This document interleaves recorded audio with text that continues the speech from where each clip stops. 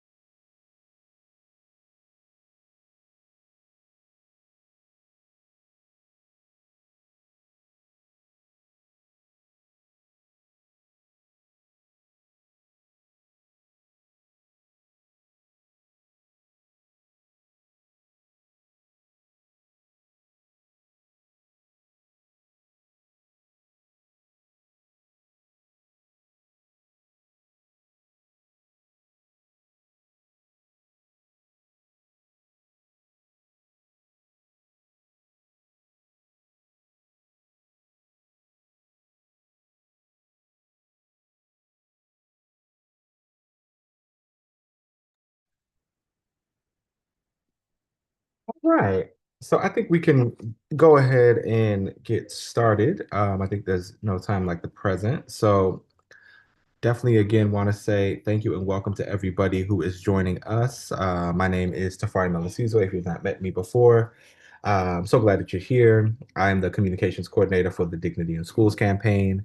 You are here not to hear me run off at the mouth, but because we are going to be engaged in a really important and hopefully enjoyable, even if the content is dealing with some issues that are not so pleasant. But it's not just the unpleasantness of the issues as much as it is the ways that communities, through young people, through parents, through students, through organizers, meet the challenges of the moment that can turn terrible conditions into slightly and hopefully significantly better ones. And that's really kind of the spirit that we are joining here tonight with a kind of virtual national screening of a short film put together by some young students, and not just students, because I think a lot of times we talk about young people doing things and we don't do enough to take them seriously as thinkers at their age. So this is not just a youth film. This is a film that is made by young people that's dealing with some very significant and serious context and conversation. And so I'm really excited to be able to share it. We have some folks who have participated in the film who are going to talk. We'll have some discussion and some conversations, and also give you your Friday evening back as well. So trying to cover all the bases here at the Dignity in Schools campaign on this Friday night. So, with that being said, I am going to share a couple of things and then we'll start to kind of introduce our panelist speakers. You hear a little bit more from me. You'll hear a little bit from Coleman Advocates, who's based in the San Francisco Bay Area, whose wonderful organizing efforts helped put together part of this film. And I will talk progressively less, and you all get the opportunity to hear from the folks that you came here to see. So again, this is put on by the Dignity in Schools campaign. We are in the middle, we're closer to the tail end of our National Week of Action Against School Pushout. And you might ask, what is the National Week of Action Against School Pushout? Well, I will tell you as I bring up my slides. So I want to check real quick. Huh. Why is that not doing that? Show webinar. So we're screen sharing. We are here. And let's try it one more time. Oh, that's ugly. Are you all able to see the screen share or is it paused? I think it's pausing. It just says it's like your Google Docs, but it says loading and it's a black screen. Gotcha. Yeah. Like All it's right. your browser. Yeah, that is not Mm, cool. Let's see if I can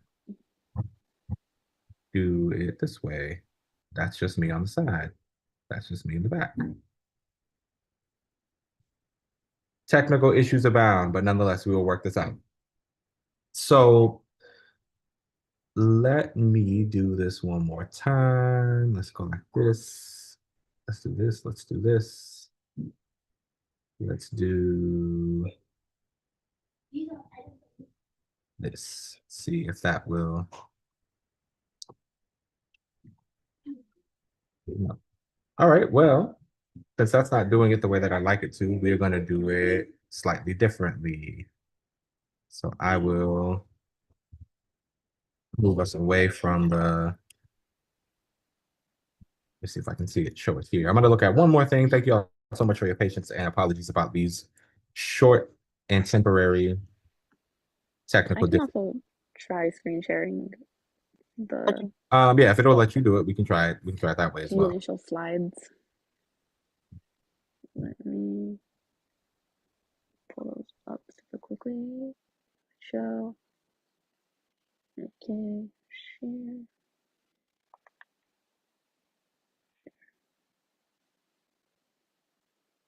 Fantastic. That's great that it's working for you. So, like I was saying, and thank you, Yesenia. So we're here again for it's a part of our National Week of Action Against School Pushout. And you can go ahead and go to the next slide.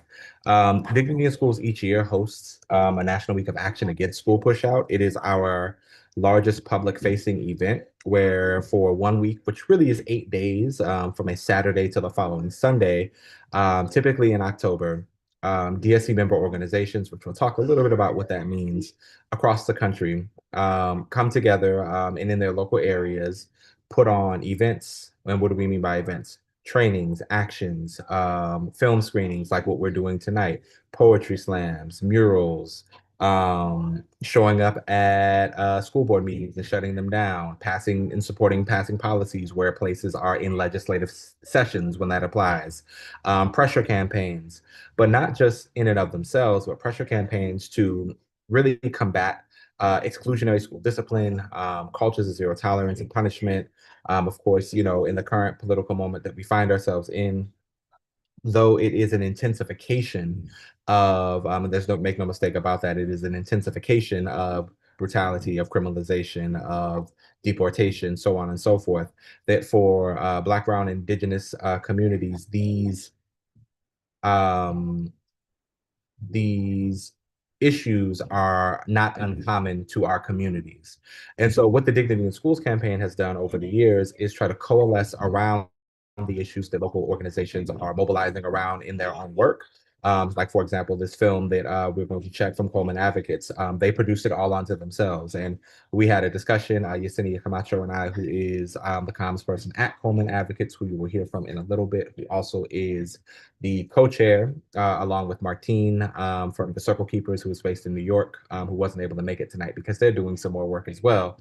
said, "Hey, let's do a film screening," and that's exactly what the Dignity in Schools campaign, in its best light, is really trying to do, is working to challenge the systemic problem of school pushout, but doing that through community collaboration, through student leadership, through grassroots community organizing, through the passing of and implementation of policies and practices at the school level, at the state level, and ultimately when and where we can apply the right kind of pressure at the federal level to ensure that education, as our theme talks about, is a human right. So if you can go to the next slide, this is really what we are about. And like it says here, and I think it's an important thing to emphasize that when we talk about a human rights-based framework for education, what we mean by that is that schools are not just places where people get skills and then hopefully they are able to enter a job market and get any kind of job for any kind of thing. Public education ultimately is about how do you prepare young people? How do you prepare anyone? Because school is not just something, and public education is not just something that young people matriculate through. But how do you prepare um, society? How do you prepare people who are able to adequately and accurately assess the conditions, the circumstances, the possibility and prospects for change and transformation, and then also being equipped with the tools and the skills and the relationships to help manifest a socioeconomic set of relationships in communities, in cities, in neighborhoods that are meaningful, that are productive, that are healing where harm has occurred, and ultimately sustainable so that communities and people that make them up are able to have vibrant, fulfilling, safe, secure, expressive lives. Like it says here, our work must be to foster school communities that are fostering, again, a sense of belonging, a sense of healing. Do schools on their own do this? No. Schools are technologies that are made up of people and relationships that really ultimately enter into varying forms of agreements. We're going to get together and educate. You're going to come and learn. Um, that kind of relationship is really much more nuanced than that. We're learning from each other all of the time. We are engaging in learning all of the time. And so at the Dignity in Schools campaign, our members work to produce the kinds of social relationships that really help enhance those possibilities. We can go to the next slide.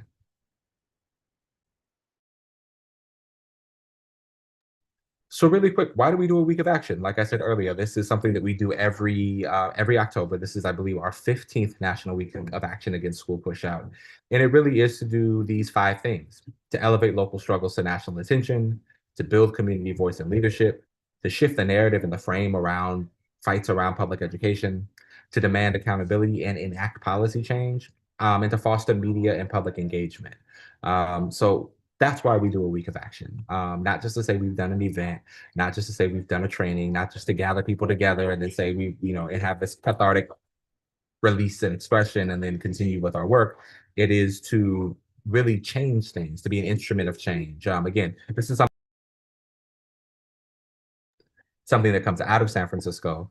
But so you may see some things that are unfamiliar, but you also will find a lot of common ground in the piece that we'll check out in just a few moments. So that's why we do a week of action. We can go ahead and move to the next slide that I think should have a little bit about, again, generally who the Dignity in Schools campaign is. We have about 70 member organizations nationwide, and people that make up broad categories that make up these member organizations, from parent groups to student groups to artist collectives to lawyers guilds to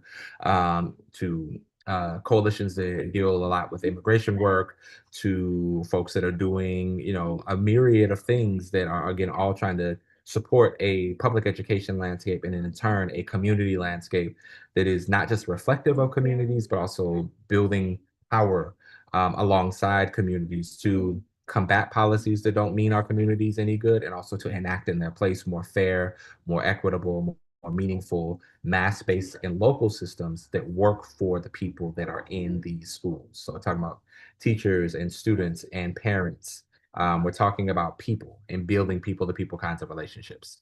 We can go to the next slide.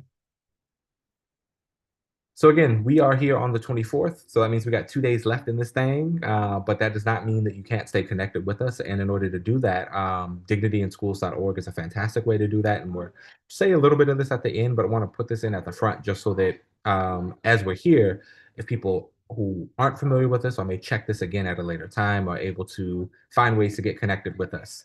Again, as a coalition-based organization, there are members across the country. So you can connect with the Dignity in Schools campaign, and you can connect with local organizations that are members of the Dignity in Schools campaign. And a great way to do that, we have a directory on our website, dignityinschools.org. We can find member organizations. You can reach out to us and find people to connect with if you're looking to learn more, to do something, to join a cause. These are the kinds of ways to do that.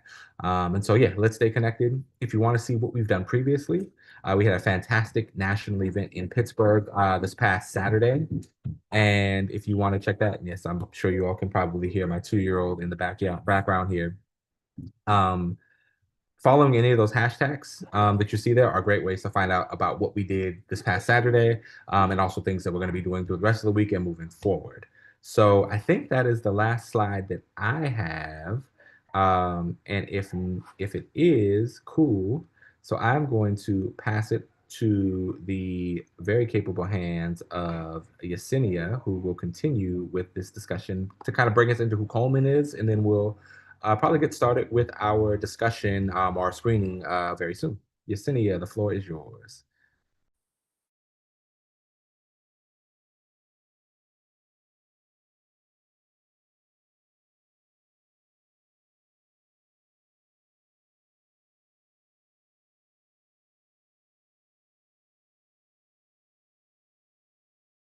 Unmute. Awesome. Cool. I was talking to myself a little bit, but I was also, but cool. Hi, y'all. Um, I like kind of like this version. Yesenia, she, her. I am the communications manager from Coleman Advocates. Let me go to the next slide. This is us. These are our people. Coleman Advocates is based in San Francisco, and we have been around for 50 years. We just turned 50 this year. We celebrated with the concert. It was fun. But yeah, we work with our K through 12 through parents, guardians, community college. We have 4 programs that doing that are go out to the schools. We have our children making a change, which is K through 8, youth making a change, which is our high school students, students making a change, our community college students, and parents making the change, which are our parents and guardians and our like community members who care.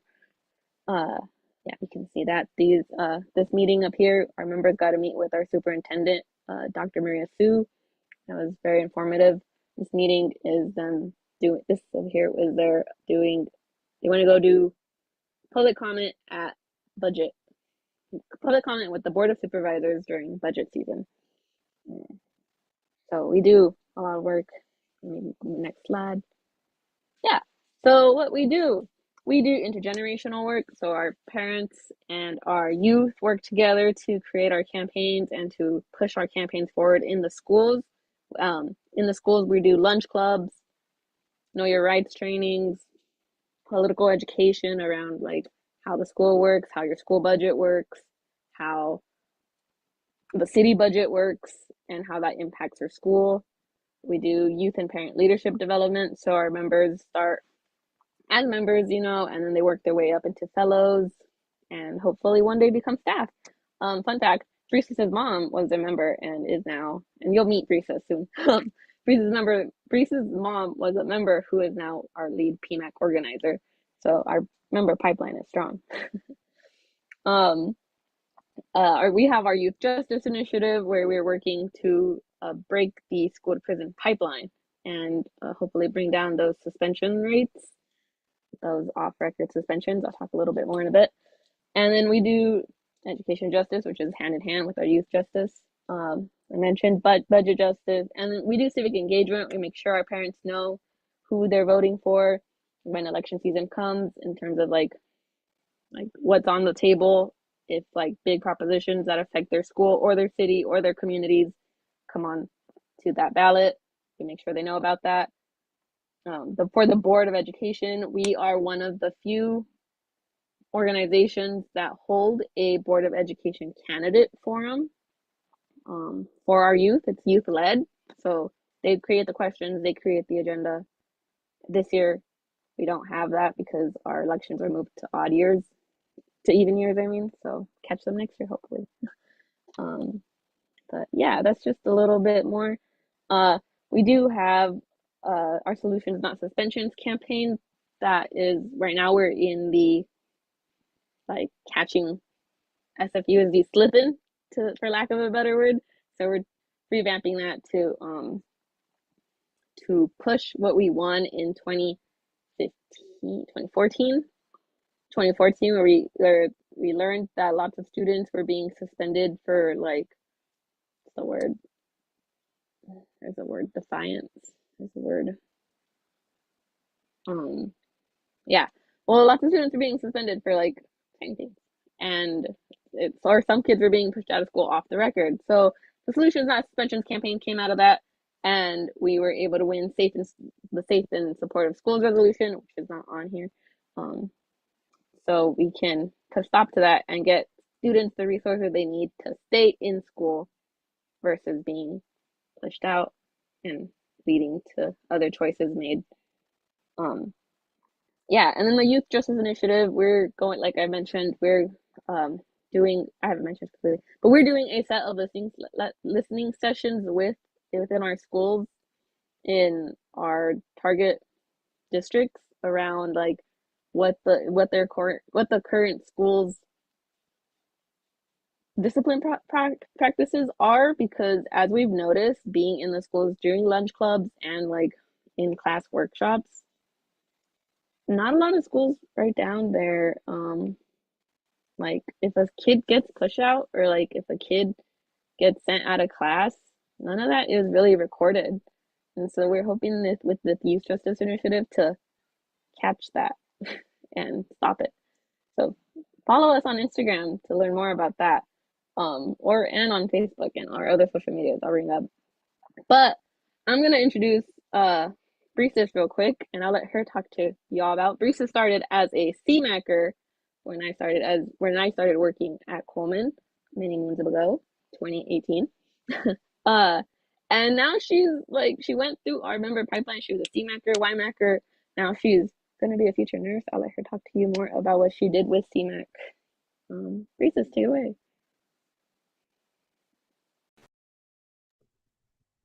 Good afternoon, everybody. My name is Brises Portillo.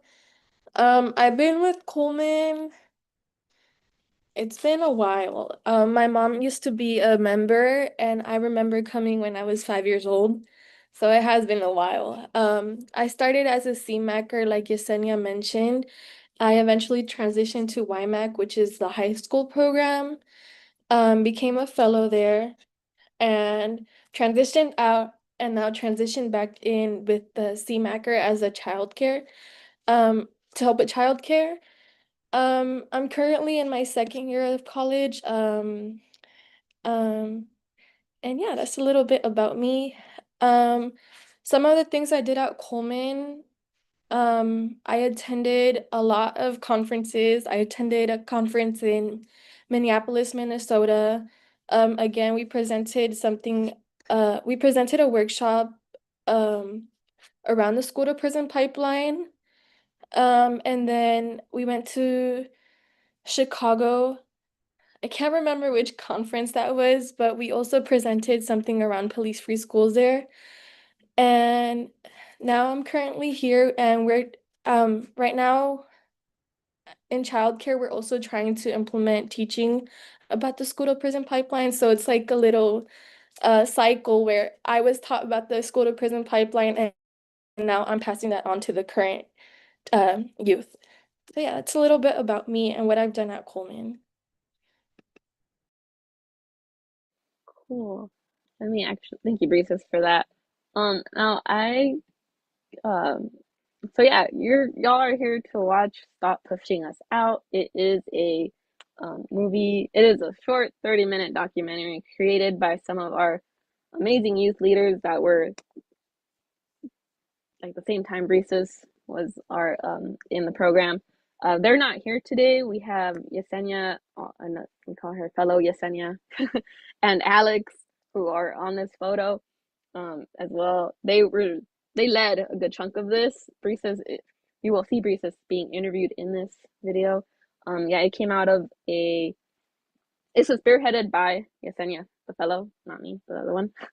And yeah, they did great. They interviewed students, staff from like schools, our staff, and I'm really excited for y'all to see it. I wish they could be here, but they're off doing their college careers.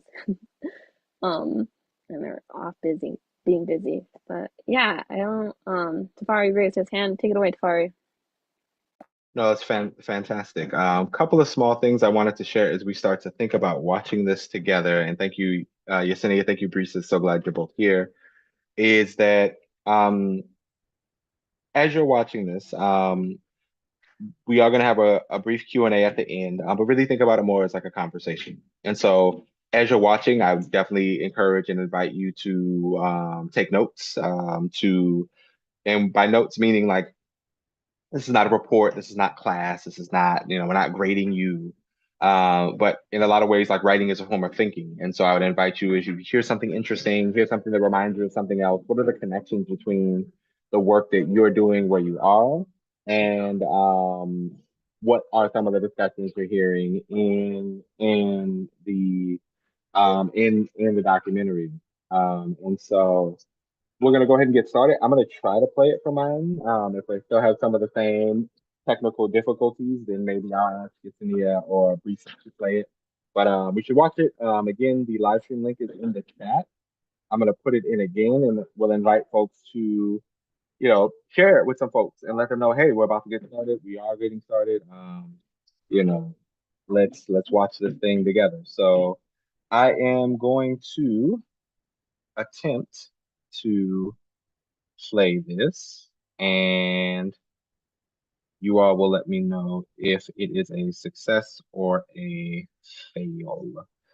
Let's do this. Okay.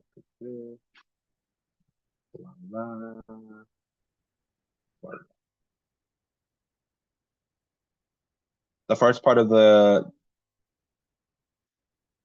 no, I think it paused. I see it's paused for me again. I don't get why that's doing that. So perhaps Yesenia, might you try to share from where you are?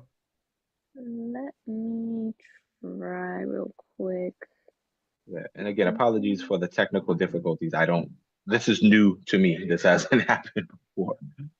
Video background, content only, share sound, share. Oop, oop, oop, oop, hold up. Cancel. This one, share. Okay. Y'all can see it, right? Let me press play.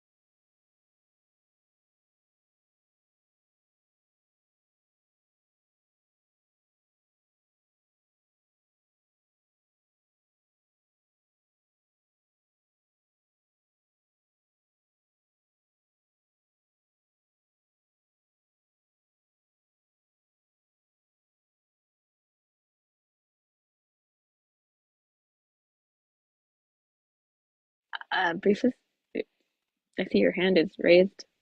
Yeah, the audio's not playing. I don't think there's audio at the first couple minutes. Oh, okay. Good catch though. Yeah, I'm like 99% sure there isn't audio. Okay.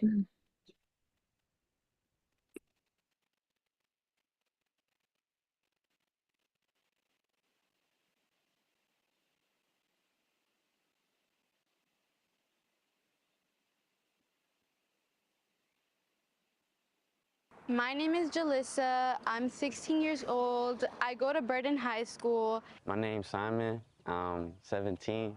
I go to June Jordan High School. My name is Breeses. I'm 17 years old and I go to Independence High School. My name's Ashley. I'm 16 years old and I go to Burden High School. Alex, I'm 17, go to Downtown High School. My name's Yesenia. I'm currently 18 years old. Used to go to Burton High School, but I graduated and now I'm currently a student at USF. Hi, my name is Christopher. I'm in the 12th grade. I go here to June Jordan High School. My name is Delilah. I'm 18. And the reason that I chose to participate in this school push out documentary is because I like the fact that we're letting kids be heard and letting them use their voices. And I also like the fact that it's youth led. I feel like every student should have like a say in their education and how they learn. I think it's important for students to get the actual support they need in our school, and so students feel welcomed in their schools. And the reason I feel like this is important for me is because I feel like I go through what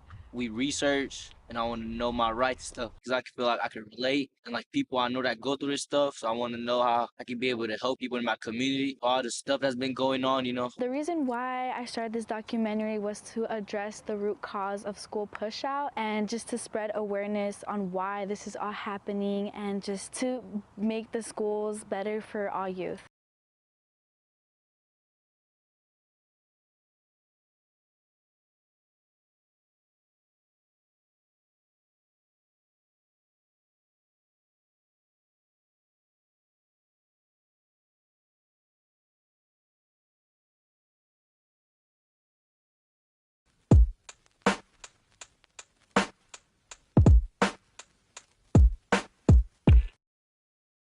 How old were you when you arrived?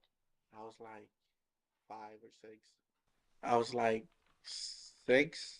Here's, I think I turned 6 here. I came like December or January. Then my birthday was here, and I entered first grade at the end. Some of my biggest struggles were the language. When I first came to the U.S., I didn't know like nothing of English. I was trying to learn while I was in school. It wasn't good. It wasn't a good feeling because I kind of had to learn English because, well, I'm in the US. I have to learn English. But the struggle was trying to do like the homework, which was in English, and like talking to people, talking to my teachers who couldn't understand me. Kind of was a struggle. Asking for help was a struggle too. Some of my teachers weren't like fluent. I kind of had to figure things out. I didn't get support until I was in fifth grade. My fifth grade teacher really supported me with English, like writing words and note cards, and he would like tell me the word, and then we would like have a quiz later, and that's how I learned. My middle school, I had a lot of trouble in middle school. A lot of times the school would call my mom for like the smallest things that I would do. I wish it was like a good experience for me, but it wasn't because I don't know, I just got into a lot of trouble. The reasons would be me like doing the most in class or like skipping class or like coming in late to class, just being a person. Me being there literally would get my mom called. How I got treated at Gal. Well, some teachers were nice to me. Some teachers were like hella mean and rude or racist. Especially this one substitute teacher. She was white. She was hella racist towards me. And but it depends. My sophomore year principal, he was cool until he suspended me because supposedly he saw me on cameras pulling the fire alarms. That was quote unquote saying him that he saw me, but it wasn't true. Trying to pass my classes, but my teachers gave up on me. I made deals with the teachers, like verbal deals, but they never supported me with those deals. They just straight up gave me Fs, and then I had to talk to the counselor, and I had to end it up here to get my credits. What was your approach when you first got there?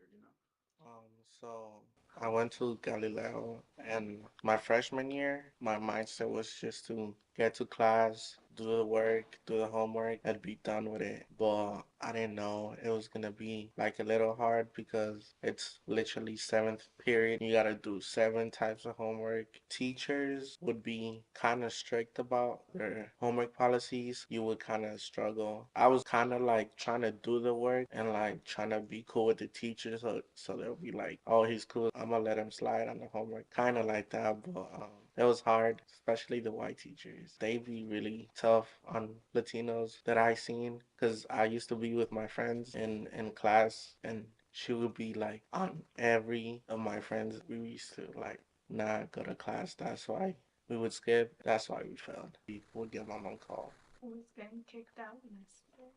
It wasn't really necessary, but they just take matters into like a different level. They don't listen to people. They don't listen to what we gotta say. They don't listen to the reasons we do things. Do you get treated better at downtown? I get treated better at downtown. My teachers are like, they listen to you more, like they help you out more, they focus on you more. And when you're struggling, they just let you know they're there for you and like they help you out. Even though it's a small thing, like they still help you out. Downtown high school is more chill, more support providing. Teachers don't give up on you. And Galileo is just a school for people to just roam around, do whatever they want. Basically, no help at that school. My project teachers, which is Coverdale, Michelle, and Jody, the Wellness Center, I like them because they help me a lot. They help me find solutions. They just be there for me. So, Wellness Center is like a place where you can chill, relax your mind, step out of class for a bit. You can go to sleep. But the Wellness Center provider is Jody. She helps out. She's like kind of like a therapist, but not a therapist. Like you can trust her with anything. If you need advice, you can ask her. Of your experience here? Straight A's. I used to be a all F's student. Feels great, especially telling your mom and her feeling proud of you after like her seeing all your F report cards and shit like that. So it's just like you get stressed out your mind from if you get all F's, your mom's gonna tell you some things, but if you get all A's, she's gonna be proud of you.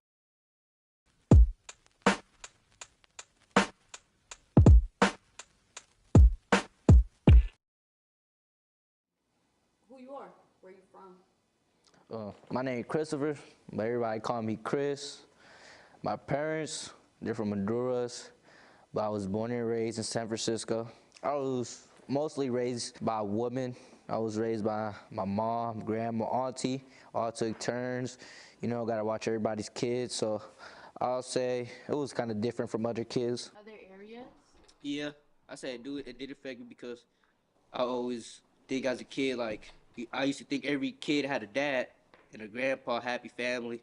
And I thought I was like the only one coming home to like kind of lonely. I would see kids get dropped off by their dads and all that. I'll never get dropped. Yeah. And then like my teachers would ask me like, where your dad? And I would just lie. They'd be like, where your dad? I would just be like, at work. I would just lie because I didn't think they would understood. It made me feel mad because I thought I was the only kid that would go through that.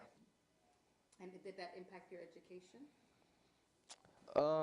I say it will, but wouldn't because I would just be like mad in the inside a little bit because I just feel jealous.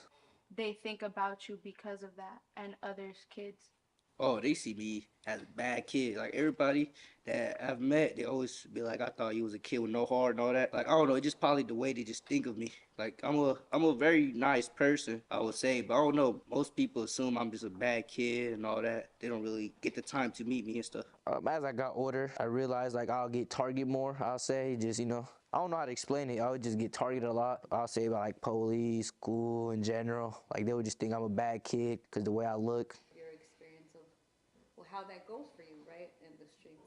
Yeah, what happened was me and my friends was going out for their birthday, but we put up to 7-Eleven to get some snacks because we was gonna go bowling. And then we was in Delhi City, so we pulled in. It was like 5 of us. So, it's a big group of people in one car. And then when we parked, went inside the store, a police officer across the street must have seen that we were a big group of kids. So one of my friends must have like threw something out of the garbage can, but like like when people trying to play basketball, just try to make it in, he must have missed. So when the cops seen that, just gave him like a fake reason. So he must have pulled over. He took all of us to the side. But the difference was when he seen me, he thought like he must have recognized me before. I thought I had a big brother. And then once he seen me, he started calling for backup, and that's when I got scared because I was like, what are we doing? I was thinking of just running away, but it's like if I run away, they're gonna just tag me, so not doing that. So then when he called backup, the guys must have came to me, started talking to me about stuff. They wanted to check me because they said they looked like I have something on me, so they must have put my hands up, checked everything, but they didn't find none. But the guy thought he was gonna find none, so it was like after he realized there wasn't none, they just left like nothing happened. I try to avoid it now. Like, I don't know. When I see cops now, I just have my hands free, Can't get, I be trying to, not give them a reason to come mess with us. Have your hands in your pocket or something. They're going to think you got something. So whenever I see cops, just put my hands out. Does being a bad kid mean? Like, by the way I dress, they would just assume. And then like a bad kid, like I have HDSD, and I didn't know that until like high school, cause I took some tests at school. So as a kid, like when I was like elementary and middle school, like I can't stay still for a very long time. So they would just assume that I'm just doing it, to not learn and stuff. But I'm just not a person that can sit down all day. And how did that impact you?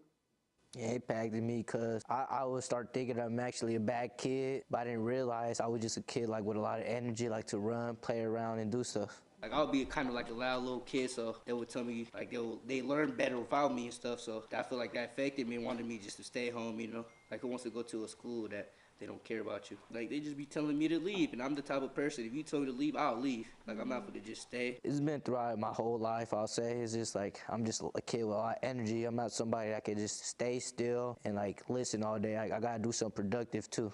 I mean, the way it made me feel, I ain't like getting suspended, but I didn't hate it, I'll say. It was like a mixture of both. Because I wanted to go to school, but at the same time, it was like I was a kid, so it was like, I could just stay home all day, But it was like, when I would get suspended, I would just be home all day alone. So it was like, you get bored of that, so you're just going to go do something outside if you don't run into one of your friends or something. This and this. I have ADHD. Do you Well, feel like they were understanding? I tell them they kind of like started to catch up in high school. Like it started in ninth grade, but I was on Zoom. Right. So when I came back on 10th grade, they noticed me. And like they had my reports from middle school that they checked it.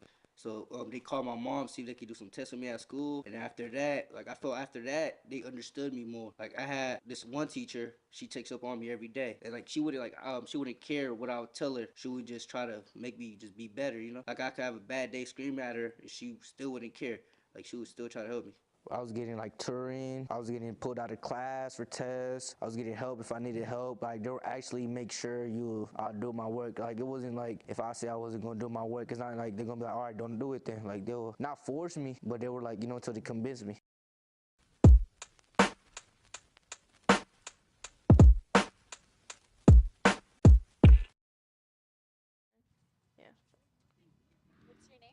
My name is Delilah. I grew up in San Francisco, but I was born in Daly City, but was raised out here in SF. I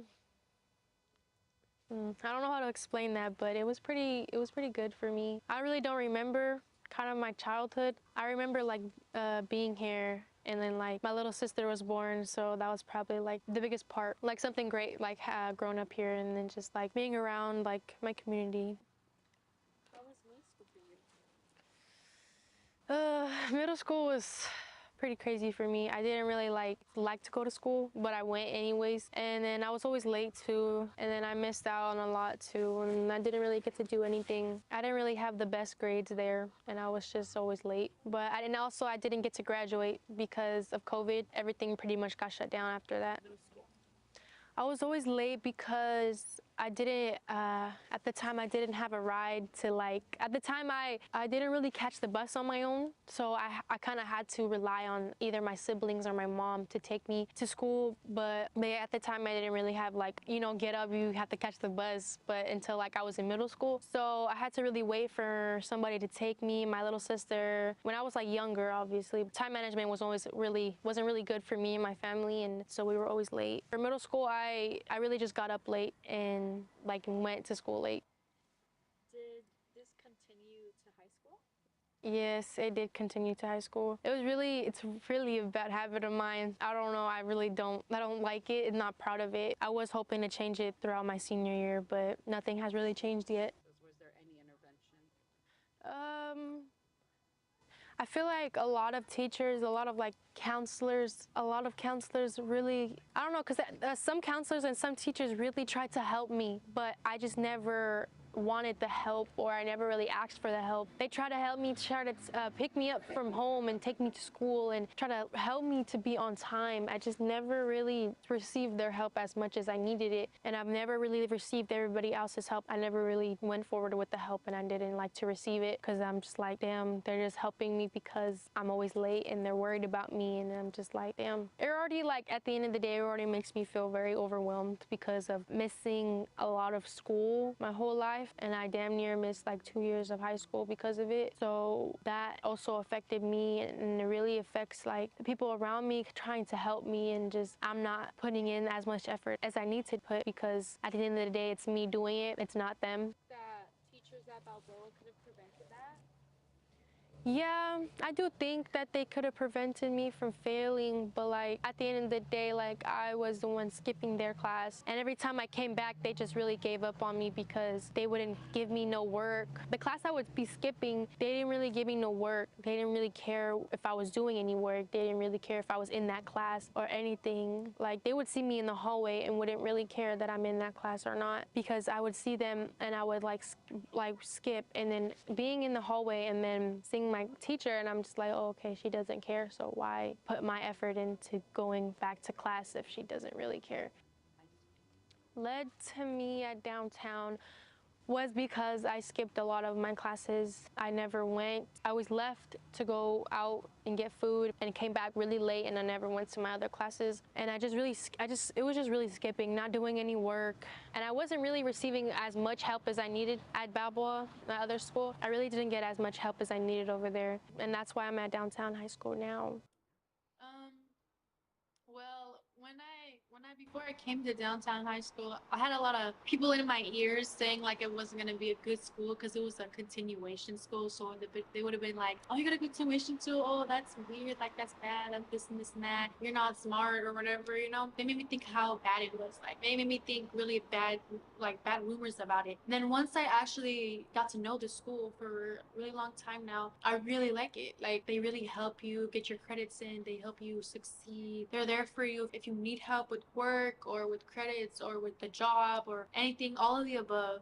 Some of the things I've experienced is maybe like supporting all the some of the holidays that they do. Like they celebrate Dia de los Muertos, and like they have like a lot of things out there, and like they celebrate that, and they have like ofrenda. They make things matter. It's really important for them, and I just experience like more detailed things. I don't know, like because they have music in here, they have more traveling and just outside stuff.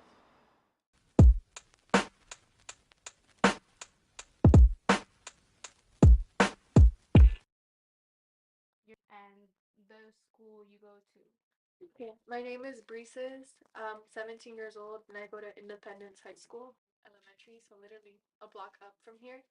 And I mean, it was pretty smooth there. Everybody knew each other. You know, it was pretty chill. What I will say, it was a predominantly Latino community, so I feel like that's what brought in a lot of unity, that there wasn't like a lot of like diversity, I want to say. So, yeah, I never really knew like anything other than the Latinx community like during my elementary school years because it was predominantly Latino. What would you say, home life or like your personal background was?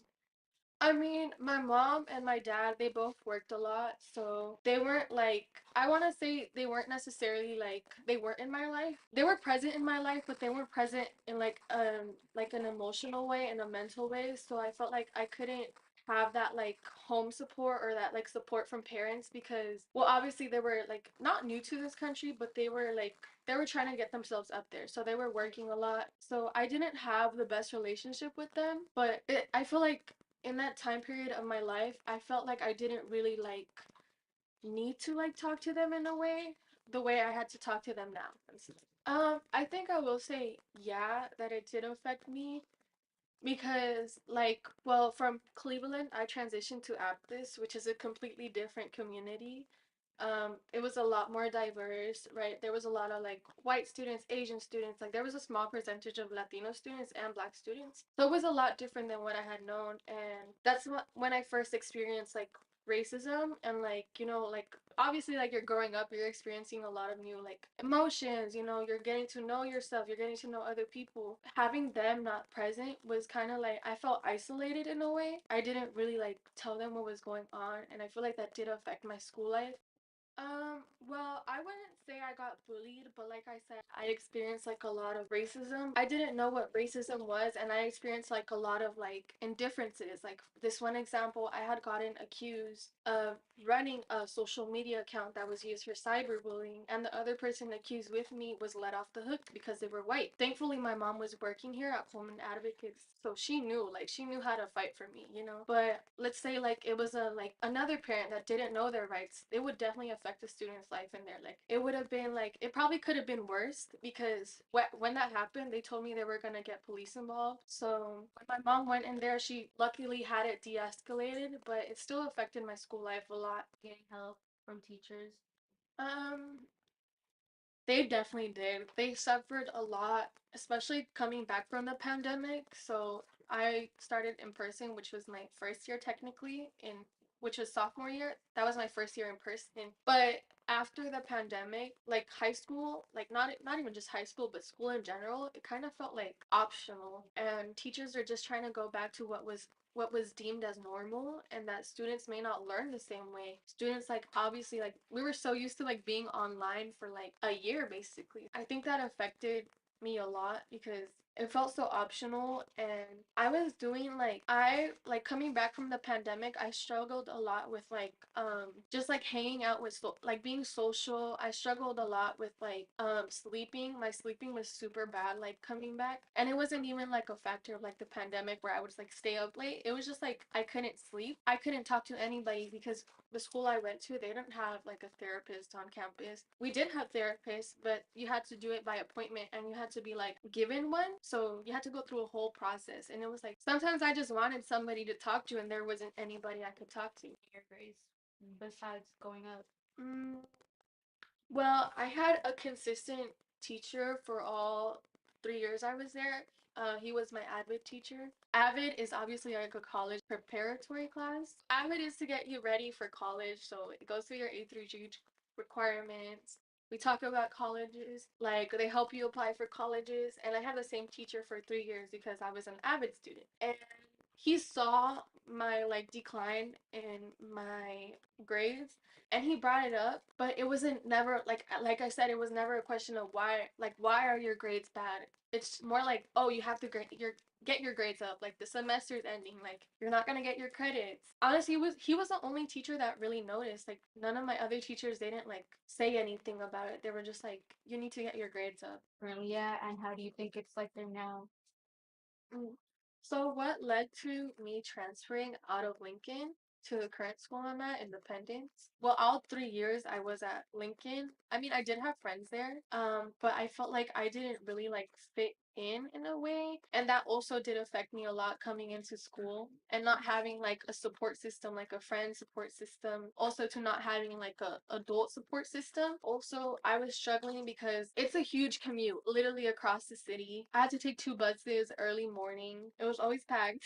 So that was like one of the factors why I did want to transfer. But then there were never like any like programs to like things I did want to do after college. I really wanted to go into the healthcare field. They wouldn't give you resources even if you asked for them. And electives, we barely had teachers there. Barely had teachers in general. I think I only went there because my brother had previously gone there. You know how that's like a factor that they look at when they're giving you your school. So, but it was never really the school I wanted to go to. I finally transferred at the second semester of my junior year because I went to my counselor and I was like, I want to do something before I get sent to continuation school. He didn't even ask questions, which kind of like in a way, it kind of like hurt me because it's like, why are you trying to transfer? Like, why do you want to transfer to this school? It was more like, okay, well, you want to transfer, let's get your papers started. He didn't even like try to talk me out of it, which was a little like discouraging in a way because Lincoln is probably one of the best academic schools. Yeah, it kind of hurt that he was like, he didn't really like believe in me in a way where I could like finish off at Lincoln. He was just like, okay, let's transfer you and then I'll send over your papers and stuff. So Just your school life. mhm. Um, well, After I transferred, I was pretty nervous because I did transfer to what would be considered an alternative school. So it's not regular high school. It is in a way. We just have a program called independent studies where we only come in for like 5 hours max at school, depending on like your project. But you're still taking your regular academic classes that you would at a regular school, if that makes sense. Just like on different days. Like they're split up into days. So I found that a lot better. My commute was so much easier. But like resource wise, there's so many resources. Like they post like on bulletin boards. They have a Google Classroom specifically for these resources. We have these people called like occupational therapists, and they're assigned to each student. I could just be walking down the hall, and then like if my occupational therapist sees me, she'll like come and say hi to me and like how I'm doing, just checking in, like how I'm doing in my classes. And then if anything, like she recommends like these like different internships or projects they're doing that I would want to do, which is very like helpful. The teachers are like very understanding. Let's say you slack off, they're not, oh, like you're missing assignments, but they're like, oh, you're missing assignments, like come check in with me, like we can schedule a Zoom meeting, you can come in at office hours, you know. So it's a lot more helpful. They're updating parents constantly, especially if you are like slacking off, which is like a really big factor, I would say. Like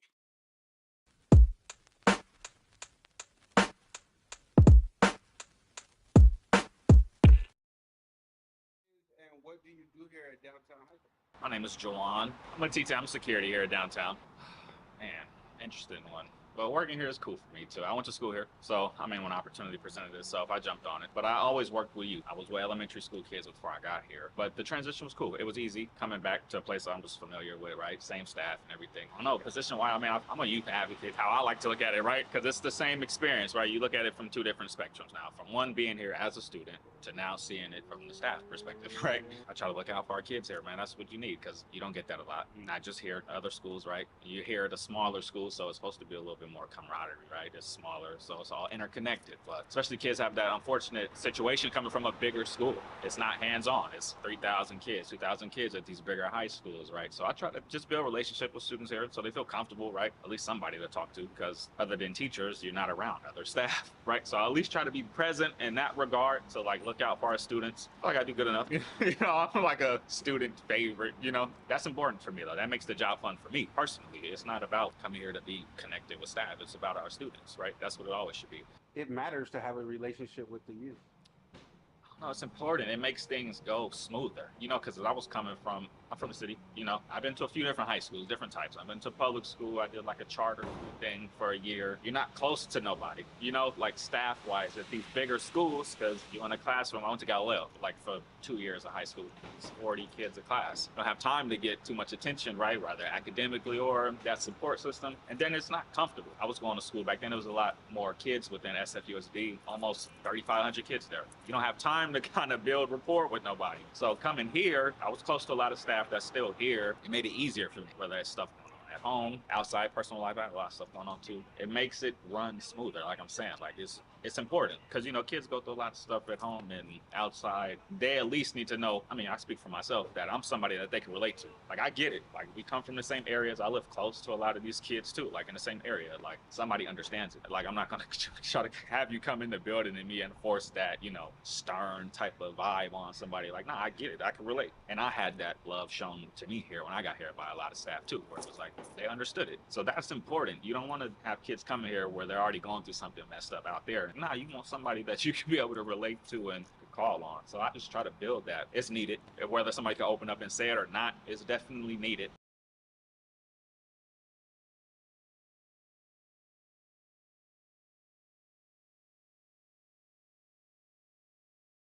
Getting kicked out was necessary. If not, what other things could have been done? I don't think getting kicked out was the best solution out there for middle schoolers, but getting advice from the adults would be the best thing. I think I would say to them, like, I know it's hard and that I know, like, or when you get the job description, it probably doesn't say connect with your students, but I feel like that's what I would say. Like, connect with your students, try to get your students, try to have relationship with your students. For a middle schooler, like we're still going from elementary to middle school, and so like getting advice from adults that is in the middle of school years, so like it's between elementary and high school, so like in between will be good for getting advice for the future. A mentor in school would be the best thing. Because at the end of the day, I feel like I was very fortunate to have like a semi good like home life where it wasn't like affecting me like so much. But I know there's so many other students that have like different factors, like they're homeless, their parents are struggling, they only have a one parent household, they're probably the oldest child trying to take care of their younger siblings, you know, they have to go to work because they're supporting their parents. They shouldn't get sent home or they shouldn't get suspended or expelled. I mean, this world is pretty crazy, and a little fight at school, you know, you can't really do anything about it. It's like maybe like have a talk. You never know what the kids going through. You don't know what they got until they get tested. For me, they like I never expected. My mom didn't expect it. My family didn't expect it. They always just thought I was a kid with a lot of energy. Like that was always our excuse. Oh, sorry, my kid just has a lot of energy. Until we find out about all these testing. There's like so many other factors that can affect a student's like school life, and teachers don't realize that. Most definitely keep your word. Help students out who actually ask for help. Just be there for the student. Have less students because people need help. Have a meeting, maybe separate the students. They should make something happen before they actually send students home. Because that's what they do. You got in trouble, you got in a fight, you did this, you did that. Go home. Don't come back. You can't come back for 2 weeks, a month, or you know, for no who knows how long. And that just affects the student. And literally they don't get to be at school. And when they come back, they all fall behind and maybe just really hard to work back up. All the work, all the attendance and everything just missing out on your whole school. Variety. Mm-hmm. Um, you know I'm recording, right? Can you turn around? Two. Can you? He's laughing. Wait, so. Bro, you're so childish, bro. Hi, Alex. What's your name? Your mom. On the center or what? No, I already had it in my pocket. Oh, okay. All right, so zoom out, zoom out, zoom out.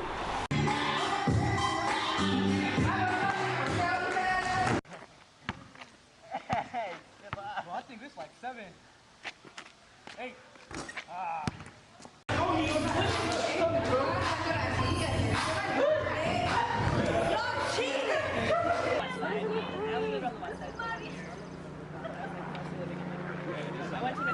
you want to race? Yeah, raise. Oh, no. You don't want to race. Okay. Like halfway, maybe. I don't like how you. Well, he tried it. He tried it. Maybe the other part already. All right, Anderson, grab one of them.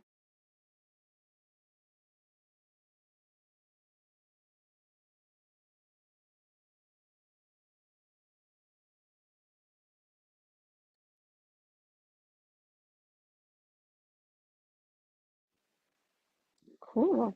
Yeah, we're back. Can y'all hear me? Tafari? Yeah, we're here, we're here, we're here. Hello, hello, hello again. What's happening, people in the chat? Man, that was great. That was really, really, really good. Let's see. I'm gonna see if there are any things that come up. Let's see. I will do this, do this. And Braces, when you're able to come in, feel free to hop in, but don't feel any pressure to at this current moment. And voila. Um, so yeah, no, I mean, fantastic. First of all, like, you know, I watched maybe about part of it, a little less than half of it before seeing the whole thing today.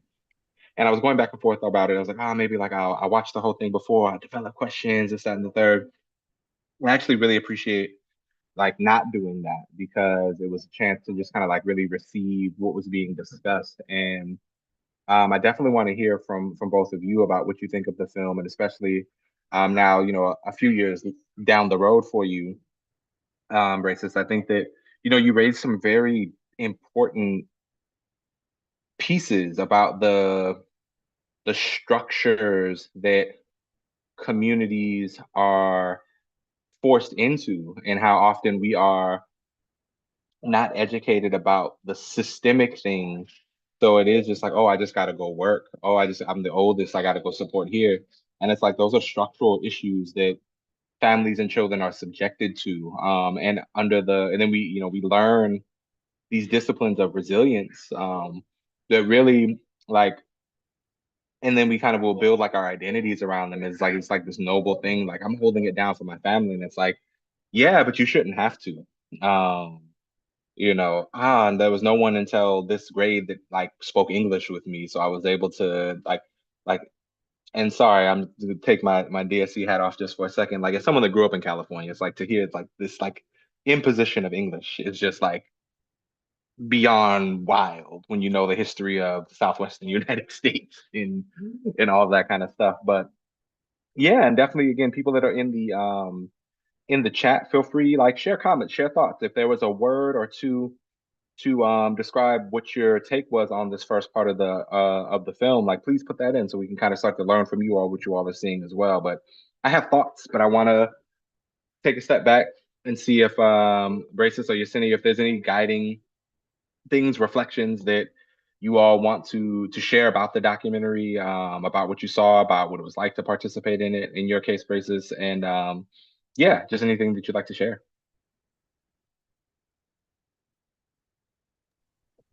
So this was actually my first time seeing it.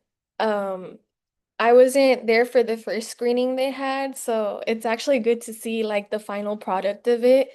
I was more in like the background planning of it. I did the grant writing and kind of like the overall like what I wanted the documentary to be like, but I wasn't there physically to be filming and like interviewing, because I was transitioning out of Coleman at that time.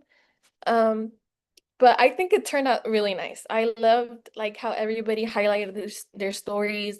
I think my vision came to life and it really did highlight a lot of students' push out stories. Yeah. Oh, and I think in the chat it said, "Where are these youth from?" Um, we're from San Francisco. And yeah. Well, thank you, Bruce. I didn't realize this was your first time watching it. Huh, news to me. But So, yeah, Brees, oh, go ahead. Go ahead. Go ahead. no, go as far. No, you go. No, okay, cool.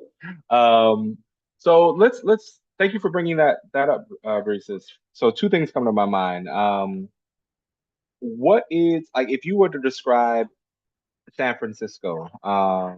Let's say I am from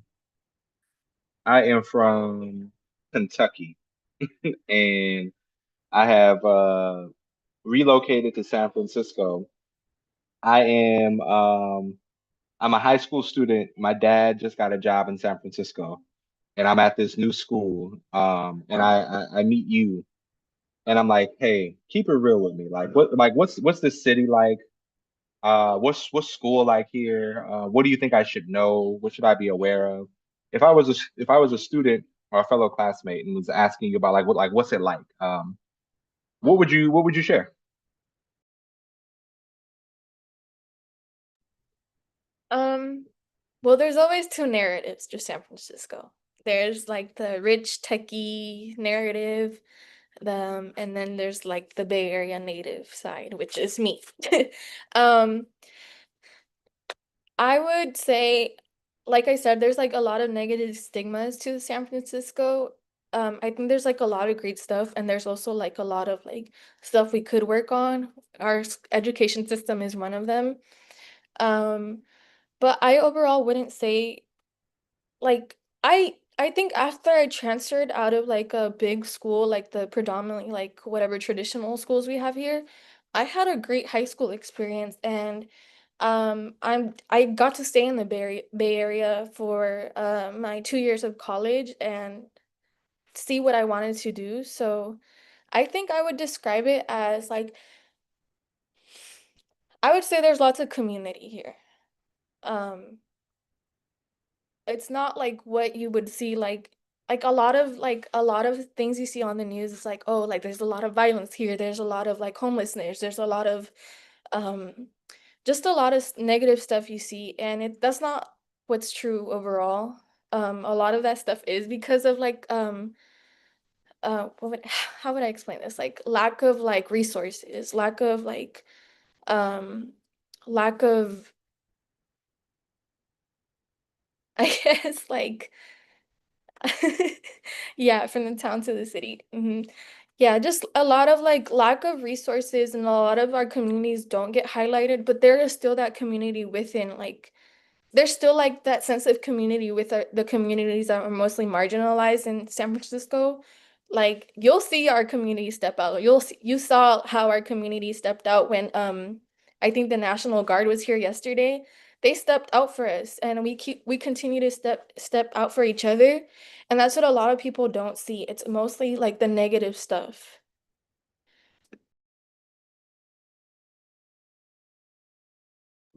No, thank you for that. No, I hear that. And as someone that um grew up, I was born in Santa Clara. And grew up mostly in Southern California. And Yesenia knows this, but people that are in the audience and who see this later may not know. I went to six high schools in four states, and I think one of the things that I love that this film talks about too is like when people enter public education systems, like talking about like 5 and 7 and middle school, and even in the solution section, that kind of transition between middle school and high school, and how big of a jump, not just academically, but like socially it is, interpersonally it is. Our minds and our bodies are going through these various kinds of changes, and like you may have a I don't even know what they call them nowadays. But you may have like a PE class that is like a section on like gender identity or like a sex ed class or what have you. But like most of us like shy away from it. Like it's taught very poorly, and it's like oh ooh. So like there's this huge transition period coupled with language barriers, coupled with cultural barriers, coupled with economic barriers, and the idea that students are just supposed to perform. Like I think you were saying it, they were at the traditional school you were at, where like if someone saw you in the hallway, it was like, and it's kind of like, where are these, communities of care that we do experience in our neighborhoods, that we do experience? I don't know. And it's not to imply that people aren't dealing with stuff there too as well. But like you said, folks come out when it's really time to get down with the get down, folks come out. I live in Chicago at the moment, and we're dealing with a lot of the same things. And what's been really beautiful about that is the way that parents and people and fellow students have come together and said, like, we'll form community watches. We'll show up at school so that people aren't by themselves. We'll go down the street and like buy out the tamale lady so like she doesn't have to be on the street, and we'll go distribute the tamales ourselves. Like, um, and so and like that's something that school could teach and be an agent of facilitating, but often becomes a barrier to the kind of cultural exchanges that we that help get us through these kinds of moments. So, Yesenia, I would love for you to come in a little bit from your perspective. Take us into like what you like about the documentary, what you think is significant about it, maybe what you think people would should take away from it, and then also, Reeses, I want to come back to you. I want to put this in your mind to think about. You said you were on the back end, you kind of like writing the grant and kind of the structure around it. What made you, when you were starting this writing process, what were you hoping to accomplish? And so those are the two-part things, Justine, I want to hear from you, and then Brees, I'm going to come back to you to tell us a little bit about the back end of what you wanted to do with it. Yeah, sweet. I'll go. Thanks for that, Tafari and Reese's. Yeah, my key takeaway from this documentary is like there's a lot, but and then like having been a youth organizer, I mean, I worked with our middle school students when I first started at Coleman. That's how I met Reese's. um, it's like these like our key takeaway is like our youth just want to be heard, you know? Like they're going through things and it's not always visible, right? To Reese's point in the documentary where she's like I wasn't sleeping, so I wasn't turning in things, but my counselor didn't even ask like what was wrong, just wanted to transfer me out. Like that's not okay. They should be digging deeper. And that's the thing too, where it's like all counselors, our teachers, they're like sometimes they don't have the capacity to do that, and that's on like the structure, like the institutions, and it's like mind my language. I'm not gonna say it. It's just messed up that the school infrastructure is built so that our teachers are burnt out, our counselors are like 100, 200, maybe sometimes 500 kids deep, and they have to like hold all that. But it's also like we should fund more counselors, more social workers for our youth. Like that's my key takeaway from this is like we need more resources for our youth to access so they can deal with their like handle their emotional intelligence, learn about it, learn to interpersonal connections because like sometimes that's what pushes out students too. Like they like the teacher like if they have issues with teachers, then they get pushed out as we've seen, or like if they have, as I believe it was Delilah described, like they suspend students who have beef with each other, and like what's that doing? It's not doing much. It's not giving them tools to be useful and later. It's only setting them up to fail. And I appreciate Breesis and the youth for participating in this documentary because like high school students be shy or they be acting shy, quote unquote.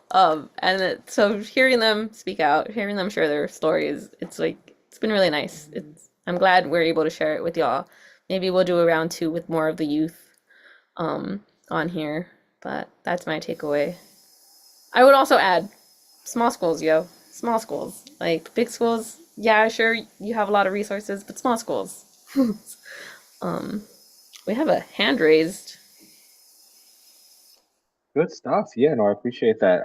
So Breezes, I do want you to answer the question that I shared, and as we do that, then we'll open it up. I see Mama Betty, thank you, and then I see Kim Irby. So yeah, we're gonna open it up for us to kind of dialogue a little bit more broadly.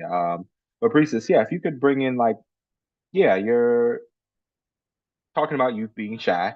Um, but at the same time, I think like you rightfully touched on Yesenia and Breezes is like, and like when we feel safe, and by we in this case I mean young people, like that we have a lot to say. It's not that we're devoid of opinions.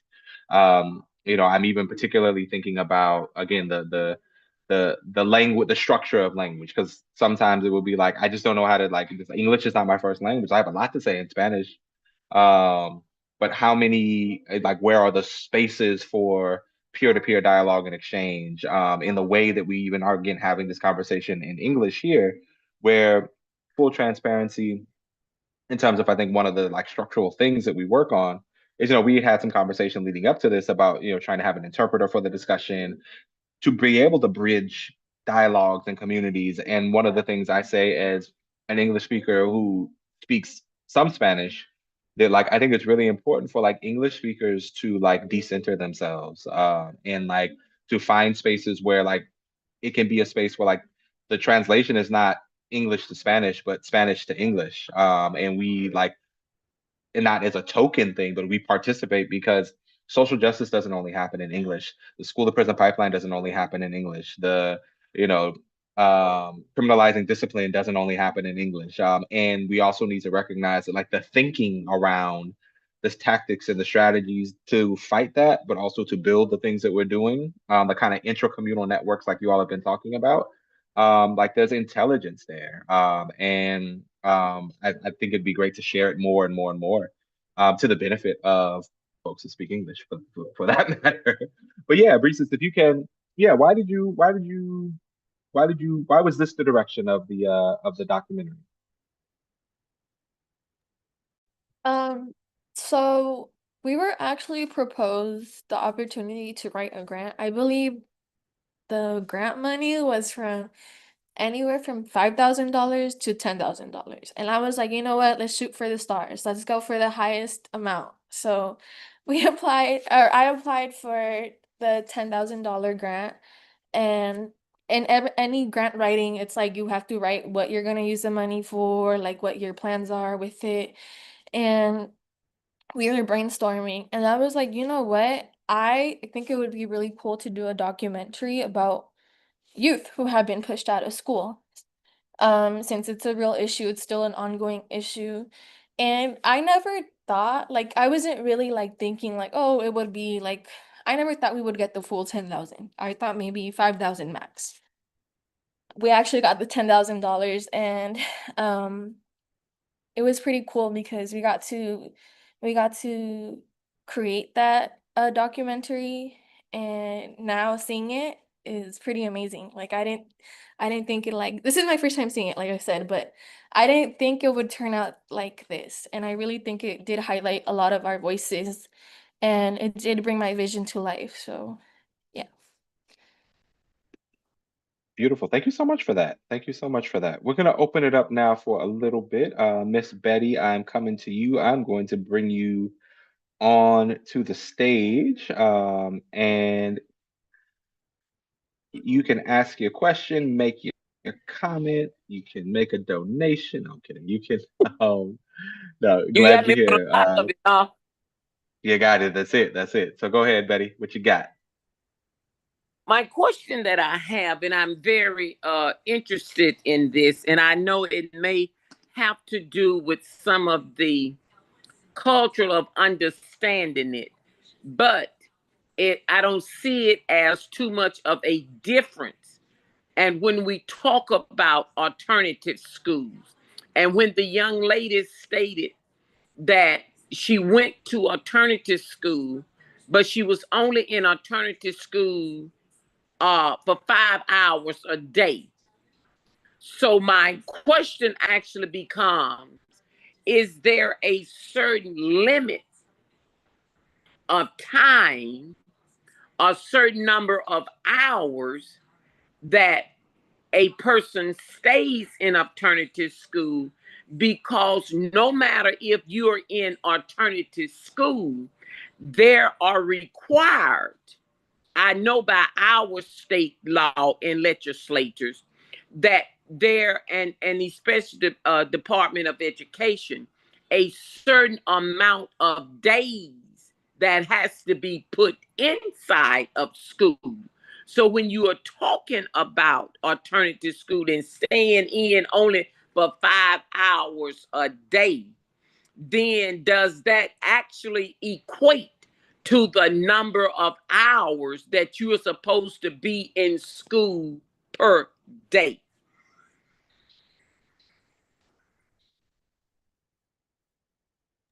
Oh, go ahead. So I believe, well, for my school personally, I did what was called independent studies. So it's a lot different than a traditional school. We are still sorry, excuse me. We are still getting our hours required. It's just more asynchronous work. We're not I wouldn't say like a traditional, that's why it's called alternative school because we have alternative programs to complete our credits. The one I was in was independent studies, so I would only go to class. I would only go to like 4 classes, compared to 8, 7 classes I would in a traditional school.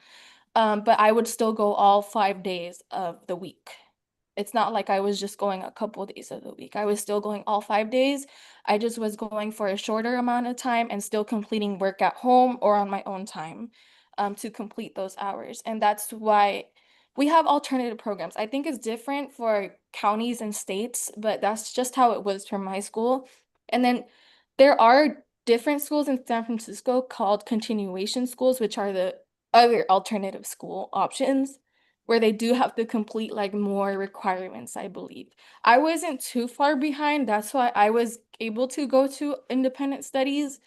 But I know the other students, they have to go to continuation school where it's like you have to like, I think, do projects, apply to jobs just to get those credits to go back on track. That's right there to me is understandable. But I'm not going to basically waste the time. So I think, Mr. Tafari, you and I can have some conversation because I understand it clearly about the alternative school, but it is also, to me, requiring the hours, whether it's independent. And that to me is you're on your own. No, when we are talking about independent, that means you're on your own. But the thing of it is, for me, is to see and to make sure that the required hours as well as the required subjects are there in order to make sure that when you finish, you have all the tools and skills that you actually need to go to the next level, though. But I thank you for that, and I suppose Tafar, you and I would, get into it about it. So, thank you. Yeah, no, I'd be happy. No, definitely, I'd be happy to talk about it. And I don't know if Yesenia, if you have any intel or anything perspective that you'd like to share about that, because it does sound like a state to state issue or distinction. But it does raise, I think, like you're saying, good questions about the ultimate outcomes of our folks getting the things that they need and are supposed to have in order to do that. So no, but yeah, Yesenia, would you like to add anything to that, or are you feeling good? I can add a quick comment on just that I hear what you're coming from, Miss Betty. Alternative school, like setting those, having those requirements to ensure our youth leave with the necessary skills that they need.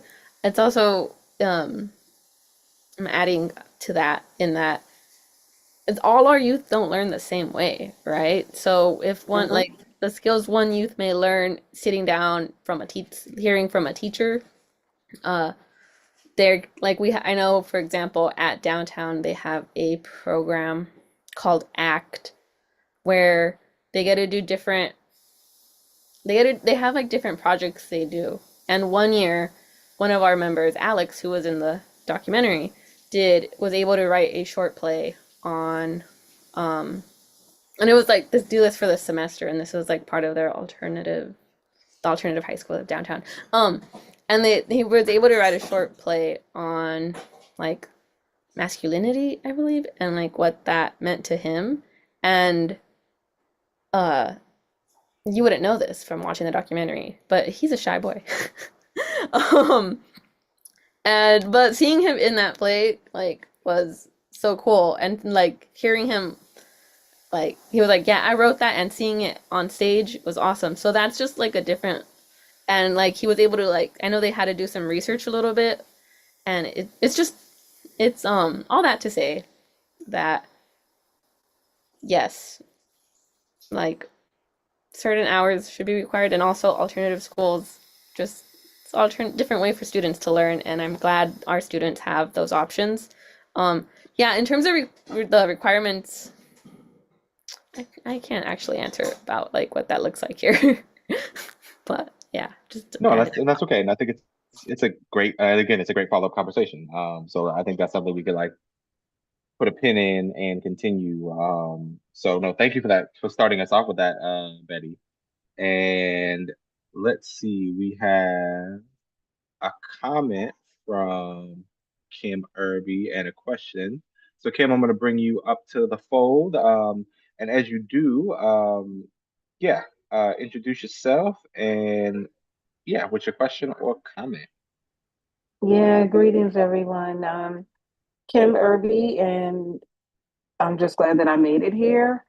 And it's just ironic that I'm participating in a conference right now for school board members with the Council of Great City Schools. And the reason why I asked what school district it was, it just so happens that San Francisco is a member of the Council of Great City Schools. So I am going to find them and possibly, just talk and get some more intel about the continuation schools, the alternative schools. And to help Miss Betty is that lots of times school districts, we can design schools for that very reason of supporting students that could be struggling or maybe just the traditional model is not working for them. So we do have these alternative programs and my son went through one of those alternative programs because the traditional school wasn't working for him. So we did have this other alternative school where he was able to fast track pretty much, catch up on his credits and get out of high school, right? Because the school setting wasn't good for that child. So that was the alternative for him. So usually the alternative has a lot to do with funding. In order to get funding, students have to be in school a minimum of 181 days or the number of hours. So some school districts choose hours or they choose days, right? So some that does come into play. In order to get funding, yes, you got to do like those things. But alternative schools are going to look so different across the nation. There's no one size fit all in how school districts are doing alternative learning. My question though was, like I said in the chat, that the expectation lots of times of what public school is and what public school is not, it's just not clear. And it's just not clear what should you expect from public school, right? We send our kids to school, we want them to learn. Okay, what do you want them to learn? Most parents are not even like writing that, saying, okay, here's my kid. I need them to learn X, Y, and Z by the time, by the end of the day or by the time they graduate. We trust in a system that we really don't even know a lot about. We don't know how it works really.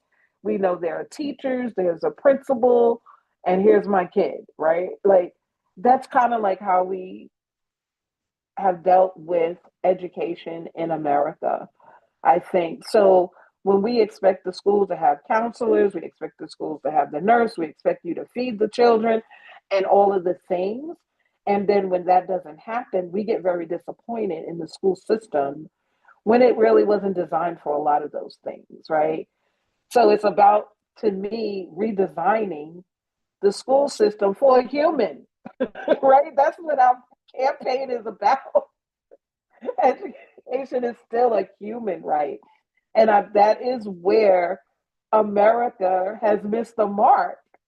We've not been educating people based on humanity needs and the whole child. So that's where we've missed the mark. So we get a little disappointed when it's not happening. Um, and I'm just glad to be here and I do appreciate the documentary. Um, I was very sad about the student that said that she just couldn't get up to go to school, and I was having trouble with her transportation, and hence the need for alternative model, right? What's the science behind people being able to get up and go to school? They say high schoolers need more sleep. They can't be there at 7:30 in the morning, right? Like even that comes into play in how we're thinking about education and all of those things. But it was just great to hear from youth tonight, to hear the perspectives, and thinking about how me as a school board member, how I can bring that information back, how I can share that information. But again, I'm going to look for San Francisco at this conference and find them so that I can learn even more, even about your experience. So thank you so much. Thank you, Safari. You are absolutely welcome, and no, and thank you all. This has been a really great dialogue. We are pushing 9:30 on the East Coast. It's 8:38 here in the great city of Chicago, and I know it is 6:38 out there on the West Coast. Sun's probably setting just like the back of Brees's picture, so it's probably looking real nice out right about now. Y'all didn't know that was a live looking. But as a way of closing, Brees, I would like to ask you this last question because you touched on it a little bit in the documentary. I think some of Kim, what you just talked about the discipline of imagination. And in this case, I don't mean discipline as like rigor and rigidity, but meaning like the what does it take to imagine? And then what does it take to implement something different? And we often talk about how young people, and I'm putting that in air quotes, um, because like young people do a myriad of things. They do like young people do everything. And Brees, you've chosen to continue a tradition that you learned from your mom, or at least were exposed to in some ways. And it cannot be perfect. I'm not asking for like a fairy tale novel, but you talked about your mom's activism at Coleman Activist, our participation. And like here you are participating in Coleman Advocates, leading discussions, writing $10,000 grants, and choosing to do this. You could be doing anything else. And so my question to you is, for yourself, and you happen to be a young person. So I'm phrasing it like that because I don't want you to feel like you have to answer for young people. You are a person that is young that has these experiences. And like, so I guess my question is like, what makes you choose to do this? What makes you choose to keep doing it? Why is this important to you? Um, well, one, starters, I can't escape it because my mom works here. So it's always, it's always like, oh, my mom is doing this. My mom asked for my help. My mom asked for my opinions. So it's like I have those one-on-one conversations with her. It's like she gives me the parent perspective, and then I give her a student perspective or the perspective of a young person. So there's not really escaping it no matter how much I try. But then I think I'm just so like hyper aware that all of these things affect us. I'm in college right now, and if I didn't learn to advocate for myself at a young age, I feel like I would have been struggling. I think I'm doing pretty good for myself because I learned to advocate for myself. I wouldn't have made it to a nursing program if I didn't speak up for myself, if that makes sense. Um, and I think this is important to me. Like I said, it's like something that's always going to follow us, unfortunately. Like there's always going to be social justice issues no matter what. And unfortunately, that's the reality if nobody speaks up. So I think no matter how much I try to ignore it, there's no ignoring it. So I I I took a small break because it does take a huge toll on your mental health. It's a lot. But there's like I said, I've always had a passion for it. Like I think now I'm passing it on. Like I'm passing on the baton to like the younger kids that I'm teaching. So, it's like I'm taking a smaller role. I'm not more like speaking up. I'm not more like going to board meetings and stuff like I used to do, but I am teaching these kids to like learn the skills I learned when I was their age. And I think that's why it's so important because these things aren't talked about. These things like they're not really talked about. They're not really like known. So, that's why I continue doing it because I think I have a passion for it and I think it's important for our youth to learn about these things. Beautiful, beautiful, beautiful, beautiful. Thank you for that. Thank you for that answer. Thank you for that honesty. And that's a real one. Sometimes it's proximity. It's like, why I do this? Because my mama right here, and she like, you gonna do this. So like, I get it. And I do want to just like affirm and acknowledge, like, I appreciate that even in that you still choose it. And that's really phenomenal because in a world where there are a lot of things to care about, this says a lot about you. And so as we move towards a close, and again, want to say thank you to folks who came to check it out. Thank you to folks who check this out later. Again, we are in the midst, close to the tail end, but in the midst of our National Week of Action Against School Pushout. This event is a part of that consortium of happenings. And so stay tuned through the Dignity in Schools social media channels. Again, check out the organizations, check out Coleman Advocates. Please connect with them if you're in the San Francisco Bay Area. If you're not in the San Francisco Bay Area, please check in with them, connect with them. You all just celebrated what was it, your what year anniversary? 50. 55 decades in this thing. And shout out to organizations that are able to transform and continue. Because 50 years is nothing to that's impressive. And of course, we would love to be so successful in our work that like our organizations don't have to exist that long. And as long as they do, like Brees is rightfully talking about, we got to be there to meet the moment.